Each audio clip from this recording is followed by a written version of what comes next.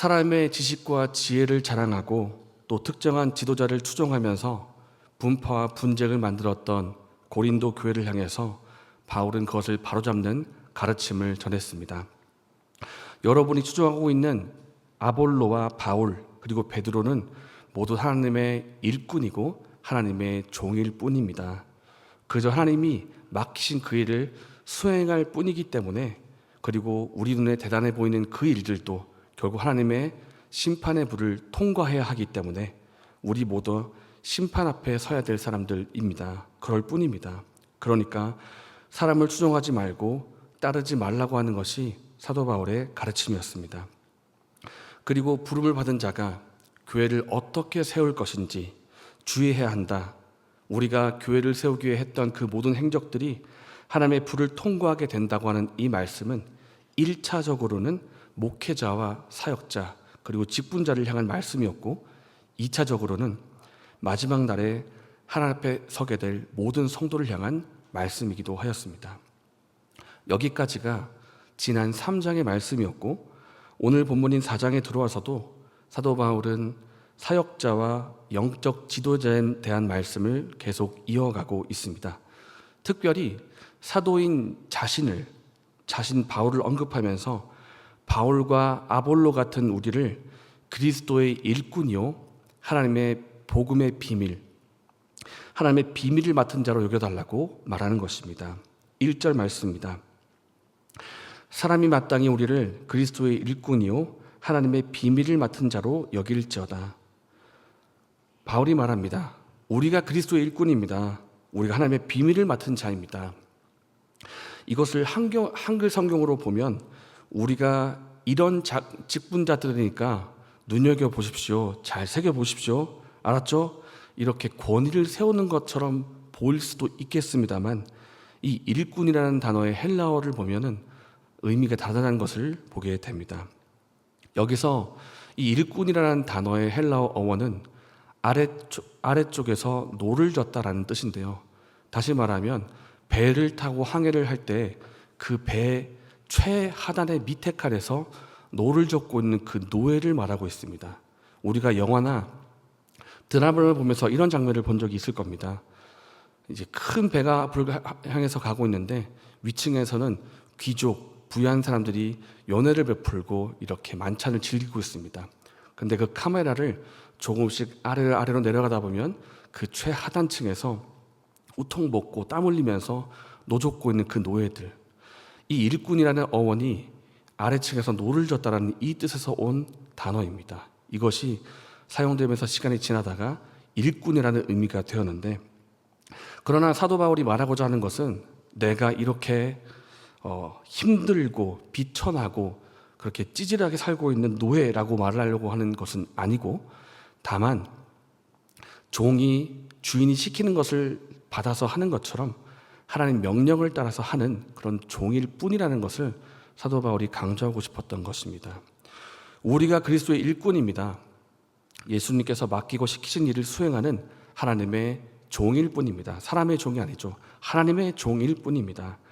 그저 복음의 비밀을 맡아서 전하는 자리에 있을 뿐입니다. 그러니까 특정 사역자를 추종하거나 파를 만들어서 우리 파가 우월하다고 그렇게 다투고 있는 이런 것들은 불필요한 일들입니다. 이러한 배경 속에서 사도 바울이 우리가 종일 뿐이라는 것을 1절 말씀에 다시 한번 강조를 하고 있는 것입니다. 우리가 신앙생활을 하면서 어떤 목사님을 다른 목사님보다 더 좋아하는 경우가 있습니다. 어떻게 보면 이것은 충분히 있을 수가 있는 일이고 또 자연스러운 일일 것입니다. 내가 예수님 믿기 전에 세상 속에서 죄와 뒹굴면서 살고 있다가 그 목사님이 전해주시는 하나님 말씀, 그 목사님이 전해주시는 복음의 메시지를 듣고 내가 구원받아가지고 성도가 되었다고 한다면 그 목사님은 그 사람에게 거의 생명의 은인과도 같은 분이 될 것입니다. 그래서 평소에 목사님에 대해서 굉장히 고마운 마음이 있고 또 기쁜 일이 있으면 그 목사님과 함께 나누고 싶은 그런 마음, 다른 목사님보다는 이 목사님에게 더 관심이 가고 더 좋은 일, 슬픈 일 함께 나누고 싶은 그런 마음 충분히 이해할 만하고 있을 만한 일입니다. 어쩌면 하나님께서 그 목사님을 그 성도님과 함께 동역자와 같은 관계로 맺어주셨을 수도 있는 일입니다. 그러나 여기까지만 해야지, 여기 선을 더 넘어서 이 목사님만이 최고야, 다른 목사님은 참 목자가 아니야, 이 목사님의 설교만이 참 설교고 다른 목사님의 설교는 다 거짓 설교야, 이렇게 한다면, 그리고 더 나아가서 내가 좋아하는 목사님이 심호하시는 그 교회만이 최고의 교회이고 다른 교회의 다른 목회자를 무시하고 그렇게 거부를 한다면 이것이 문제가 된다는 것입니다. 우리가 이것을 기억합시다. 바울도 아볼로도 모두 하나님의 일꾼이요 말씀을 맡은 자일 뿐입니다.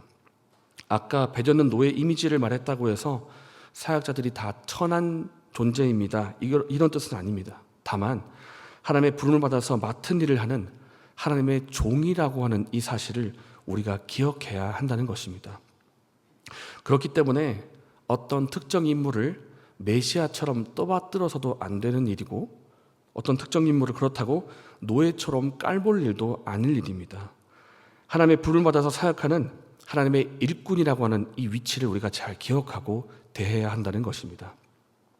이것이 1절의 내용인데요, 바울이 오늘 4장을 시작할 때 1절 말씀을 말한 이유가 있습니다. 그것은 바로 2절부터 5절까지의 말씀을 전하기 위함인데, 우리가 2절부터 5절 가운데 먼저 살펴볼 것은 주께서 오시기까지 판단하지 말라는 것입니다. 주께서 오시기까지 판단하지 말라. 함께 5절의 말씀을 읽겠습니다. 그러므로 때가 이르기 전 곧 주께서 오시기까지 아무것도 판단하지 말라. 그가 어둠에 감추인 것들을 드러내고 마음의 뜻을 나타내시리니 그때 각 사람에게 하나님으로부터 칭찬이 있으리라. 아멘.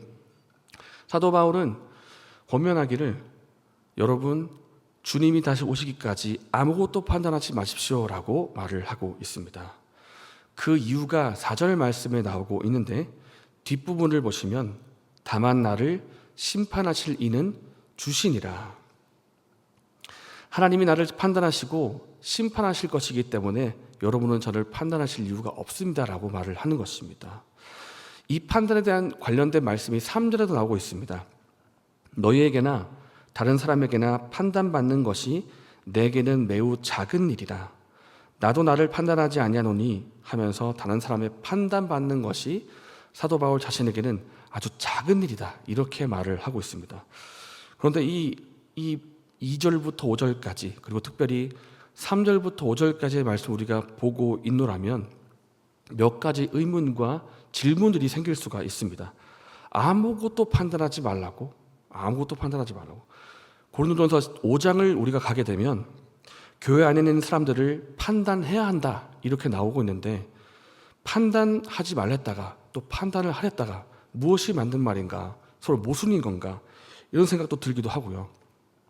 3절 말씀 보면 다른 사람에게 판단받는 것이 내게 매우 작은 일이라, 이렇게 말을 하고 있는데, 마치 사도 바울이 나는 사도적인 아주 높은 지위에 있고 여러분 아주 미미한 약한 사람들이니까 여러분이 아무리 판단해봐야 나는 흔들림 없습니다, 그러니까 저를 정죄하거나 비난하거나 그런 거 하지 마십시오, 이렇게 사도 바울이 권위를 내세우고 있는 것인가 하는 생각도 들 수도 있는 일입니다. 우리가 오늘 본문을 잘 이해하기 위해서 오늘 본문에 나오는 판단이라고 하는 이 단어의 뜻이 어떤 뜻인지, 그리고 한계가 무엇인지를 볼 필요가 있습니다. 먼저 3절 말씀에 나오는 이 판단이라는 단어는 자세히 조사하다, 철저히 조사해서 평가하다라는 뜻을 가지고 있는데요. 5절 말씀에 나오는 판단은 의미가 조금 다릅니다. 헬라어도 조금 다른데, 5절 말씀은 재판하여 판결을 내리다, 더 나아가서 유죄 판결을 내리다 라는 뜻을 가지고 있습니다. 이것을 종합해서 본다면 3절과 5절 말씀에 나오는 이 판단이라는 단어는 이런 뜻이 될 것입니다. 어떤 대상을 자세히 살피고 신문을 해서 어떤 죄가 없는지를 바라보고 죄가 있다면 재판을 내서 유죄 판결을 내리다, 이렇게 종합해서 볼 수가 있을 것입니다. 그런데 사도 바울이 말하기를 이렇게 판단하는 것을 하지 말라고 하는 것입니다. 우리에게 판단하지 마십시오. 이유가 무엇이겠습니까? 여기서 우리가 사람의 한계를 봐야 됩니다. 사람의 한계 때문인데, 어떤 사람이 다른 사람을 판단하고 신문하고 하는 그런 일을 할 때 모든 것을 정확하게 샅샅이 다 살펴서 최종적인 판결을 내리는 것을 사람이 할 수가 없기 때문입니다. 바울은 지금 오늘의 이 말씀을 전하고 있는 맥락은 예수님께서 다시 오셔서 모든 것을 재판하실 최후의 심판을 지금 전제로 하고 있는 말씀입니다. 우리 성도 각자가 살면서 했던 행적들을 자세히 샅샅이 살피고 그 마음에 있는 동기까지도 다 바라보고 어떤 동기로 사역했는지 살아왔는지 그리고 하나님 앞에서 어떤 열매를 맺었는지 샅샅이 심판하게 되는 그 최후의 심판을 염두에 두고 하고 있는 말씀인데, 이 심판은 누구만이 할 수 있는가? 사람이 할 수가 없다는 것입니다. 오직 하나님만이 하실 수가 있고 우리 사람이 할 수가 없다. 왜냐하면 우리 사람은 눈에 보이고 겉으로 드러나는 것만을 자세히 볼 수가 있고 각 사람의 심층 내부까지는 다 파악할 수가 없기 때문입니다. 우리는 상대방이 어떤 마음의 동기로 그 일을 했는지, 그 마음에 어떤 생각이 있었는지 짐작은 할 수 있고 예측할 수 있지만 다 알 수는 없습니다. 우리는 그저 드러난 것만을 가지고 평가하고 판단할 수 있을 뿐입니다. 그래서 사도 바울이 우리에게 판단하지 말라고 하는 것입니다. 최후의 심판을 여러분이 내리지 마십시오. 여러분은 다 볼 수 없고 다 알 수 없기 때문에 우리의 판단은 한계가 있습니다. 오직 최후의 심판은 하나님만이 하실 수가 있는 것입니다. 그렇기 때문에 판단하지 말라고 사도 바울이 오늘 본문에 말하고 있는 것입니다. 그렇다면 판단하지 마라, 아무것도 판단하지 마라, 이 말씀 가지고 우리는 또 어떻게 해석해야 될까요? 그럼 판단하지 말라고 하면 생각도 하지 말아야 되고 분석도 하지 말아야 되고 해석이라는 걸 하지 말아야 되는 것인가? 그리고 고린도전서 5장 12절 말씀을 보면 밖에 있는 사람들을 판단하는 것이야 내게 무슨 상관이 있으리오마는 교회 안에 있는 사람들이야 너희가 판단하지 아니하랴. 너희가 당연히 판단해야 되지 않겠냐? 라고 사도 바울이 말하고 있는데, 그럼 이 말씀 우리가 어떻게 봐야 되겠는가 하는 것입니다. 이 고린도전서 5장의 말씀에 대해서는 우리가 또 판단을 해야 됩니다.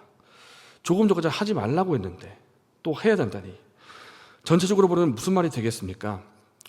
일시적인 판단은 교회가 해야 됩니다. 그러나 최종적인 판단은 하나님만이 하실 수가 있습니다. 예를 들어서 누군가가 교회 안에서 다투었습니다. 혹은 누군가가 교회 안에서 물건을 훔치다가 적발된 사실이 있었습니다. 그러면 어떻게 되냐면 교회가 판단해야 합니다. 명백하게 드러난 정황 속에서 누가 무슨 이유로 그 일을 했는지, 그리고 그 결과로 어떤 피해가 있었는지 교회가 판단을 해야 한다는 것입니다.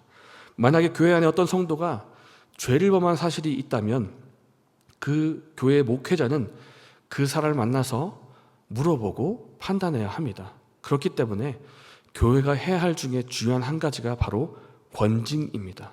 판단하라는 겁니다. 그러나 우리의 판단이 어디까지냐면 바로 여기까지입니다. 최후의 판단, 최후의 심판은 누가 해야 하는가? 하나님에게만 있다는 것입니다. 그 사람이 구원을 받는 것인가? 그 사람의 구원이 있는가? 그 사람의 행적과 받을 상은 어떠한가? 그 사람의 모든 것을 정확하게 그 내부까지 샅샅이 살펴보고 최종 판결을 내리실 분은 오직 하나님밖에 없다는 것입니다. 다시 말하면 어떤 특정한 사건에 대해서 일시적인 판단은 교회가 내릴 수 있고 내려야 합니다. 그러나 모든 것에 대한 최후의 심판, 최후의 판단은 하나님만이 하셔야 된다는 것입니다. 이러한 판단의 차이와 한계가 있기 때문에 오늘 본문에서는 판단하지 말라고 하고 5장에 가서는 판단해라고 하는 것입니다. 우리가 이 일시적인 판단과 최후의 심판을 혼돈해서 누군가를 쉽게 판단하거나 정죄하진 않았는지 우리 자신을 한번 돌아보기를 원합니다. 먼저는 나 자신을 향해서 판단하고 정죄한 적은 없으십니까? 어이구, 너가 늘 그렇지.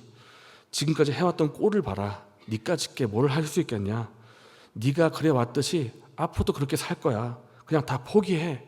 이렇게 스스로를 망가뜨리고 그렇게 스스로를 정죄하진 않았는지, 그리고 혹 우리 가족 중에 사랑하는 배우자를 향해서, 자녀를 향해서 그런 판단을 한 적은 없으십니까? 이 사람은 이제 글렀어. 내가 보니까 싹시 놀았다. 이미 끝났다. 혹시 우리 공동체 가운데 누군가에게 이런 말 한 적 없으십니까? 우리가 전도를 할 때에도 몇 번 도전을 해보고 쉽게 변하고 바뀌지 않으니까 이 사람은 하나님이 구원하실 분이 아닌가 보다. 이 사람은 하나님의 구원을 받지 않기로 작정된 자인 것 같다 하면서 전도하기를 포기하지는 않았습니까? 혹은 어떤 목회자나 사역자를 향해서 마치 내가 그 사람의 모든 것을 알고 있는 양 내가 재판장이 되어서 그 사람을 재판한 적은 없으십니까? 우리가 함부로 판단하지 말아야 합니다. 같은 동일한 사람이라 할지라도 시기와 상황에 따라서 그 신앙과 믿음이 달라질 수가 있기 때문입니다. 어떤 때는 똑같은 그 사람이 영적인 슬럼프에 빠져 있을 때도 있습니다. 아브라함을 보십시오. 아브라함도 그 믿음이 한결같지가 않았고 그 믿음이 점점 성장하는 가운데 때로는 실수가 있기도 하였습니다. 그렇기 때문에 우리가 어떤 한 단면만 가지고 마치 내가 하나님이라도 된 것처럼 모든 것에 심판을 내리면서 그렇게 말한다면 우리는 혹 최후에까지 인내하고 기다리고 계시는 그 하나님 앞에 최후의 심판을 월권하는 월권 행위를 우리가 할 수도 있는 것입니다. 우리는 판단을 하지 말아야 되고 최후의 심판을 유보해야 합니다. 우리가 모든 상황과 정황을 다 알 수 없기 때문이고 그 사람의 내면도 다 알 수 없기 때문이며 오직 모든 것을 알고 계시는 하나님만이 최후의 심판을 하실 수가 있기 때문입니다. 최후의 심판을 하는 그 대신에 그것은 하지 말아야 되겠지만 오히려 하라고 우리에게 권하는 것이 있습니다. 그것은 바로 하나님만 바라보면서 충성스럽게 살라는 것입니다. 함께 2절의 말씀을 읽겠습니다. 그리고 맡은 자들에게 구할 것은 충성이니라. 한 번 더 읽겠습니다. 그리고 맡은 자에게 구할 것은 충성이니라. 여기서 맡은 자라고 하는 것은 주인을 대신해서 살림살이를 대신해서 수행하는 그런 관리를 말합니다. 청직이라는 뜻입니다. 내가 무언가를 맡았습니다. 주인이 내게 맡겼습니다. 그렇다면 청직에 해야 될 것이 무엇이겠습니까? 청직에 해야 될 것은 다른 사람의 다른 청지기를 몰래 흉보고 깔보는 것이 아니라 나를 부르신 주인을 기쁘시게 해드리고 충성하는 일입니다. 주인이 그 충성됨을 보고 상 줄 것이기 때문입니다. 그때 각 사람에게 하나님으로부터 칭찬이 있으리라. 하나님께서 우리에게 요구하시는 것은 판단이 아니라 충성입니다. 마태복음 25장 말씀에 그 주인이 이르되 잘하였도다 착하고 충성된 종아 내가 작은 일에 충성하였음에 내가 많은 것을 내게 맡기리니 내 주인의 즐거움에 참여할지어다 라고 하는 이 칭찬을 저와 여러분이 받기를 원합니다. 그렇기 때문에 사랑하는 여러분, 지금까지 우리가 다른 사람을 판단하거나 정죄하거나 재단하고 흉을 보는데 힘을 많이 써왔다면 이제 그 힘을 방향을 돌려서 하나님께서 맡기신 그 일에 충성하는 데 사용하기를 소망합니다. 우리가 맡은 일을 충성되이 감당할 때 하나님께서 우리를 칭찬하시고 하늘에서 상이 있을 것입니다. 이러한 칭찬과 상을 받는 은혜가 저와 여러분에게 있기를 바랍니다.